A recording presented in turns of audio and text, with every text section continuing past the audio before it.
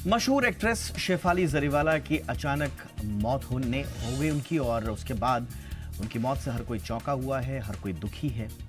Reports के मुताबिक शेफाली लंबे समय से कई एंटी एजिंग दवाओं का इस्तेमाल कर रही थी। ये भी बताया जा रहा है कि मौत वाले दिन वो व्रत पर थी, यानी कि उन्होंने कुछ नहीं खाया था। अब आशंका ये जताई जा रही है कि इसी दौरान उनका बीपी लो हो गया, जिसकी वजह से उनकी दुखद मौत हो गई। अब बड़ा सवाल ये है कि क्या शेफाली की मौत को एंटी एजिंग दवाओं से जोड़ना ठीक है? क्या वाकई में एंटी एजिंग दवाइयाँ जानलेवा हो सकती हैं? क्या जवान दिखने की चाहत वाकई में जान पर भारी पड़ सकती है, या फिर कोई और कारण है? वैसे भी मैं आजकल देख रहे हैं कि यंग एज में बहुत सारे लोग जो बाहर से बिल्कुल फिट दिखते हैं, उनकी लाइफस्टाइल में भी कोई खास दिक्कत नज़र नहीं आती, उसके बावजूद लगातार इस तरह की मौतें हम देख रहे हैं। शेफाली के केस में क्योंकि बैकग्राउंड जो अभी मीडिया रिपोर्ट्स के जरिए उभर कर सामने आ रहा है, उसमें बार बार एंटी एजिंग दवाओं का जिक्र है, तो क्या इसका कोई कनेक्शन है? इसीलिए थोड़ा सा हमने सोचा कि आज इस पर हम अपने एक्सपर्ट से सफाई लें, या वाकई में एंटी एजिंग दवाओं का कोई साइड इफेक्ट होते हैं, और इतने बड़े साइड इफेक्ट कि वो जान पर भारी पड़ जाएं। आज इसी पर चर्चा करेंगे। मेरा नाम है दीपक डोभाल। फटाफट से रिपोर्ट देख लीजिए, मैं लौट रहा हूं मेहमानों के साथ।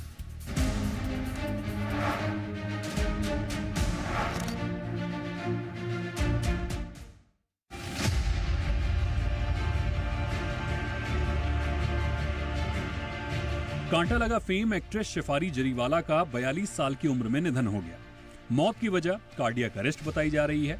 मीडिया रिपोर्ट्स के मुताबिक पुलिस जांच में पता चला है कि शेफाली बिना डॉक्टरी सलाह के कई एंटी एजिंग पिल्स ले रही थी, जिसमें ग्लूटाथायोन जैसे स्किन इंप्रूवमेंट ट्रीटमेंट शामिल थे। जिस दिन उनकी मौत हुई उस दिन वो फास्टिंग पर थी, और आशंका जताई जा रही है कि किसी दवा ने उनके शरीर में एलर्जिक शॉक पैदा कर दिया, जिससे उनकी मौत हो गई। एंटी एजिंग मेडिकेशन क्या है, पहले इसे जान लीजिए। इसमें ऐसी ड्रग्स या कॉम्बिनेशन होते हैं जो उम्र बढ़ने की प्रक्रिया को धीमा करते हैं।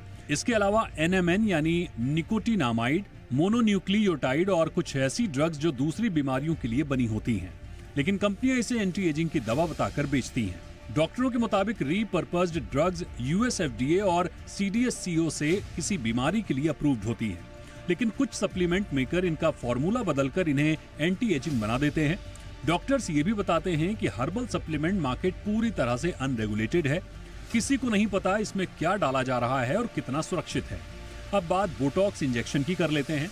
ये फेस के मसल्स को पैरालाइज और रिलैक्स करता है, जिससे झुर्रियां कम दिखती हैं। अप्रैल 2024 में US centre for disease control and prevention ने अलर्ट जारी किया था कि इस बोटॉक्स इंजेक्शन को लेने से बोटुज्म के लक्षण दिख सकते हैं। आंखों की नजर धुंधली होना, पलकों का गिरना, सांस लेने में तकलीफ, बोलने में दिक्कत, थकान और कमजोरी महसूस हो सकती है। जांच में पता चला कि ये इंजेक्शन बिना लाइसेंस वाले क्लिनिक ब्यूटी के नाम पर लोगों को लगा रहे हैं।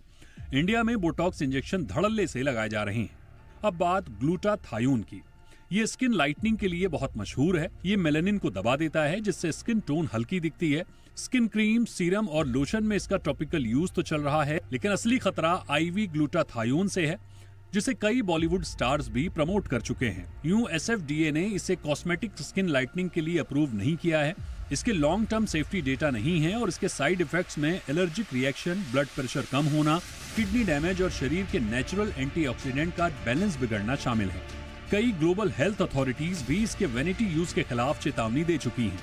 CDSCO ने भी ग्लूटाथायोन को स्किन लाइटनिंग के लिए अप्रूव नहीं किया है। ये दरअसल alcoholic fatty liver, fibrosis, cirrhosis और कीमोथेरेपी के टॉक्सिसिटी को न्यूट्रलाइज करने के लिए IV रूप में दिया जाता है, लेकिन स्किन क्लिनिक इसे विटामिन C के साथ स्किन लाइटनिंग के लिए दे रहे हैं। IV प्रोडक्शन सिर्फ हेल्थ केयर प्रोवाइडर ही दे सकता है। गलत डोज से स्किन इरप्शन और डैमेज आम है। ग्लूटाथायोन का डोज बहुत अहम है, इसे बॉडी वेट के हिसाब से ही देना चाहिए। गलत हाथों से दी गई IV थेरेपी से HIV, हेपेटाइटिस B और C जैसे इन्फेक्शन का खतरा भी बना रहता है। डॉक्टरों का कहना है कि ऑनलाइन सेल्स पर सख्त मॉनिटरिंग होनी चाहिए, क्योंकि लोग सिर्फ लेबल देखकर प्रोडक्ट खरीद लेते हैं और बिना किसी मेडिकल सुपरविजन के ही इसे लेने लगते हैं, जो शरीर के लिए बेहद नुकसानदायक हो सकता है। शेफाली जरीवाला के साथ भी कुछ ऐसा ही हुआ। ब्यूरो रिपोर्ट, जी मीडिया।